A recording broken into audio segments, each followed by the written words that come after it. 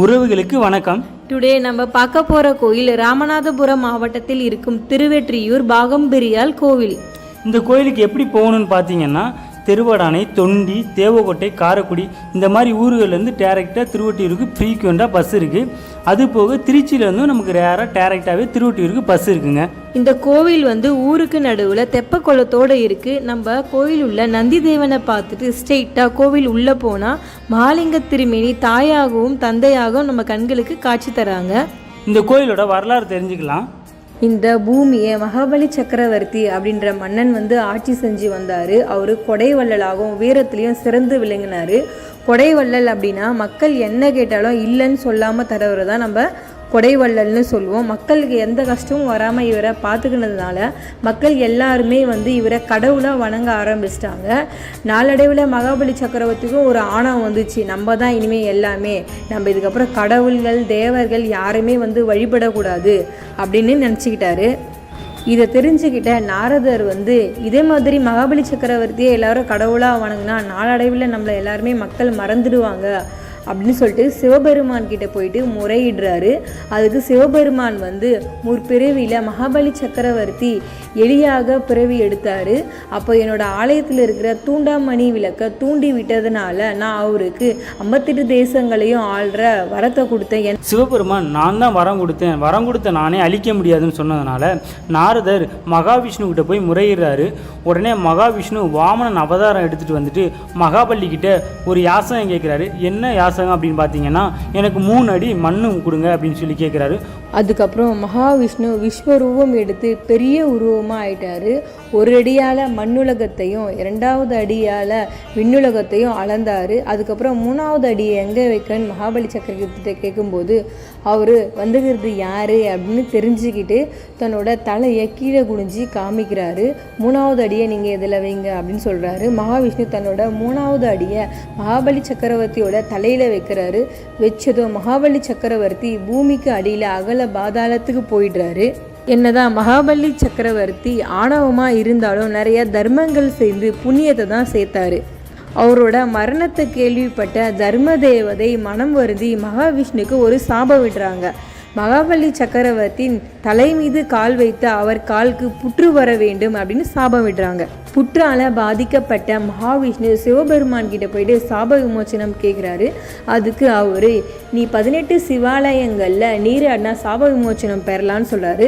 கடைசியாக மகாவிஷ்ணு திருவாடானையில் உள்ள ஆதி ரத்தினேஸ்வரரை வணங்கி நீராடி அங்கு இரவு ரெஸ்ட் எடுக்கும்போது சிவபெருமான் அவரிடம் இங்கிருந்து கிழக்கில் திருவெற்றியூர் என்னும் ஊரில் உள்ள வாசுகி தீர்த்தத்தில் நீராடி அங்கிருக்கும் சுயம்புலிங்கத்தை வணங்கி தீர்த்தம் பெற்றால் உனக்கு புற்று சரியாகும் என்று கூறினார். அதன்படி மகாவிஷ்ணுவும் திருவெற்றியூர் சென்று வாசுகி குலத்தில் நீராடி சுயம்புலிங்கத்தின் தீர்த்தம் பெற்றதும் புற்று சரியானது. அன்றிலிருந்து வன்மிகநாதர், பழமுற்றுநாதர் என்று சிறப்புடன் அழைக்கப்படுகிறார்.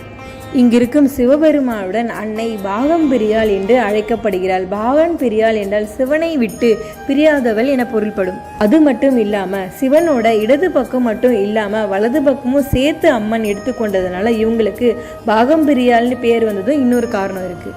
இந்த திருக்கோயிலில் இருக்க வாசுகி தீர்த்தத்துக்குன்னு ஒரு தனி வரலாறு இருக்குது. அது என்னன்னு தெரிஞ்சுக்கலாம் வாங்க. தேவர்கள் எல்லாருமே அமரர்கள், அதாவது சாகாவரம் பெற்றவர்கள். இப்படி தேவர்கள் எல்லாம் சாகாவரம் பெறுவதற்கு காரணமாக இருந்தது அவர்கள் அருந்திய அமிர்தம். இந்த அமிர்தத்தை அவங்க எப்படி பெற்றாங்க அப்படின்னு பார்த்தீங்கன்னா திருப்பார்கடலை கடைந்து அந்த அமிர்தத்தை பெற்றாங்க. இந்த திருப்பார்கடலை ஏன் கடைகிறாங்க அப்படின்னு பார்த்தீங்கன்னா, ஒரு முறை தேவர்களின் அதிபதி இந்திரன் துர்வாச முனிவர் அவமதித்து விடுகிறார். அதனால கோபமடைந்த துர்வாச முனிவர் இந்திரனுக்கும் மற்ற எல்லா தேவர்களுக்கும் ஒரு சாபம் கொடுக்குறாரு. அது என்ன சாபம் அப்படின்னு பார்த்தீங்கன்னா, அவங்களோட சக்தி எல்லாமே இழக்கும்படி ஒரு சாபத்தை கொடுக்குறாரு. அந்த சாபத்தை பெற்ற பிறகு அசுரர்களுடன் நடந்த பல பொருளில் தோல்வி அடைந்து வந்தார்கள். இதே நிலைமை நீடித்துக்கிட்டே இருந்துச்சுன்னா தேவர் குலமே அழிந்து விடும் என பயந்து அவங்க எல்லாரும் என்ன பண்ணுறாங்க அப்படின்னா விஷ்ணு பகவான்கிட்ட போய் முறையிடுறாங்க. உடனே விஷ்ணு பகவான் ஒரு யோசனை சொல்கிறாரு. திருப்பார்கடலை கடைந்து அதில் வரும் அமிர்தத்தை அழியாத வரம் கிடைக்கும் அப்படின்னு விஷ்ணு பகவான் கூறின உடனே தேவர்கள் எல்லாரும் திருப்பார்கடலை கடைந்து அதிலிருந்து அமிர்தத்தை எப்படியாவது எடுத்துடணும் அப்படின்னு பிளான் பண்ணுறாங்க. ஆனால் பார்க்கடலை கடைவது அவ்வளோ எளிதான விஷயம் இல்லை. இதை தேவர்களால் மட்டும் பண்ண முடியாது. ஏன்னா தேவர்கள் எல்லாரும் ஆல்ரெடி பலவீனமாக இருக்காங்க. அதனால அவங்க அசுரர்கள்ட்ட உதவி கேட்குறாங்க. அசுரர்கள் இதனால எங்களுக்கு எந்த பயனும் இல்லை அப்படின்னு சொல்லி உதவ மறுத்து விடுறாங்க. அப்புறம் ஒரு வழியாக சமரசமாக பேசி பார்க்கடலில் கடைந்து அதில் வர்ற பொக்கிஷங்கள் ப்ளஸ் அமிர்தம் எல்லாத்தையுமே தேவர்களும் அசுரர்களும் சமமாக பிரித்து எடுத்துக்கொள்ளலாம் அப்படின்னு சொல்லிட்டு ஒரு முடிவுக்கு வர்றாங்க.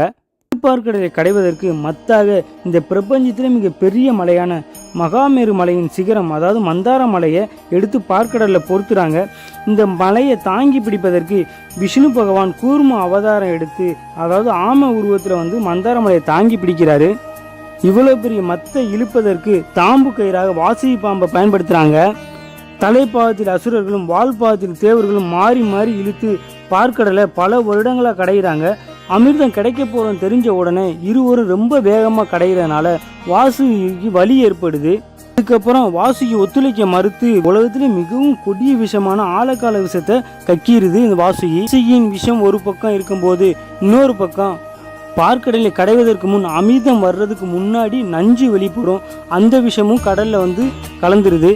விஷத்தால் கடலில் உள்ள அனைத்து ஜீவராசிகளும் அழிந்து விடும் என சிவனிடம் வேண்டுறாங்க. அனைத்து உயிர்களையும் காப்பதற்காக சிவனே அந்த விஷத்தை பருகுறாங்க. சிவன் சாப்பிட்ட பின் அந்த விஷம் சிவனுக்கு ஏதாவது நிகழ்ந்துடுமோ அப்படின்னு பார்வதி அம்மாள் சிவனின் தொண்டையில் கையை வைத்து விஷம் உடம்புக்கு இறங்காதபடி கழுத்தை இறுக்கி பிடிக்கிறாங்க. இதனால சிவனோட உடம்பு நீல நிறமாக மாறிடுறது. அதனால நீலகண்டன் என்று அழைக்கப்படுறாரு. வாசுகி தன்னுடைய விஷத்தையே சிவபெருமானை குடிக்க வைத்ததால சாபத்திற்கு ஆளாகுது. அந்த சாபம் தீர திருவொற்றியூர் வந்தடையுது. இங்கே இருந்த ஒரு பழம்புற்றில் குடியேறுது. ஸோ பழம்புற்றில் வீட்டிலிருந்த பரமேஸ்வரனை சரடைந்து இங்கே வாசுகி தீர்த்தமாக விளங்குதுங்க. இந்த திருத்தலத்தில் வாசுகி இன்னும் வசிப்பதாகவும் இங்குள்ள குருக்கள் வாசுகியை பார்த்ததாகவும் சொல்லப்படுறது. இந்த வாசுகி தீர்த்தம் இதுவரை வற்றியதே இல்லைன்னு சொல்கிறாங்க. இங்கே இருக்க சிவனுக்கு வன்மீகநாதர் மற்றும் பழம்புற்றுநாதர் என 2 பேர்கள் இருக்குது. வன்மீகம் அப்படின்னா புற்றிடம் கொண்டவர்னு அர்த்தம். இங்கே இருக்க வாசுகி தீர்த்த குளத்தில் நம்ம நீராடுனா தீராத நோயான புற்றுநோயும் சரியாகும் அப்படின்ற நம்பிக்கை இருக்குது. அது இல்லாமல் குரு பெயர்ச்சிக்கும் இங்கே சிறப்பான பரிகாரம் செய்கிறாங்க. குழந்தை பாக்கியம் பெற மாங்கல்ய பாக்கியம் நிலைக்க இங்கே பெண்கள்லாம் வேண்டிக் கொள்கிறாங்க. இந்த திருத்தலத்தில் அம்மன் தெற்கு நோக்கி இருப்பாங்க. வலது கையில் அபய முத்திரையுடன், அபய முத்திரை அப்படின்னா கனிவை குறிக்கும். இடது கையில் வரத முத்திரையுடனும், வரத முத்திரையின் பொருள் வேண்டும் வரத்தை தருபவள். வலது மேல் கையில் ஜபமாலையும் இடது மேல் கையில் மலரையும் கொண்டுள்ளார். பாகம்பிரியால் தமிழ் பெயர் அபிபக்த நாயகி. இங்கு தலவிருட்ச மரமாக வில்வ மரம் உள்ளது. இந்த கோவிலுக்கு வந்தால் தீராத நோய்கள்லாம் தீர்றதுனால இங்கே இருக்கிற அம்மனுக்கு மருத்துவச்சி அம்மன் அப்படின்ற ஒரு பேர் இருக்குது. எந்த விதமான விஷப்பூச்சி படித்தாலும் இங்கே இருக்கிற வாசுகி தீர்த்தத்தில் நீராடி மண்டபத்தில் படுக்க வச்சு அம்மனோட தீர்த்தத்தை வாங்கி கொடுத்தா அனைத்தும் சரியாயிடும். விவசாயிகள் அவங்களோட முதல் நெல்லை அம்மன் கோவிலில் வச்சு பூஜை செஞ்ச பிறகு நிலத்தில் விதை விதைச்சி அறுவடை செய்யும் போது முதல் நெல்லை அம்மனுக்கு காணிக்கையாக கொடுக்குறாங்க.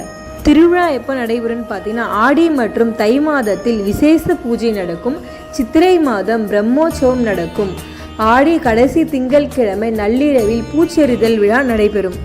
சித்திரை மாதம் நடக்கிற தேர் திருவிழா ரொம்பவும் விசேஷமாக இருக்கும்.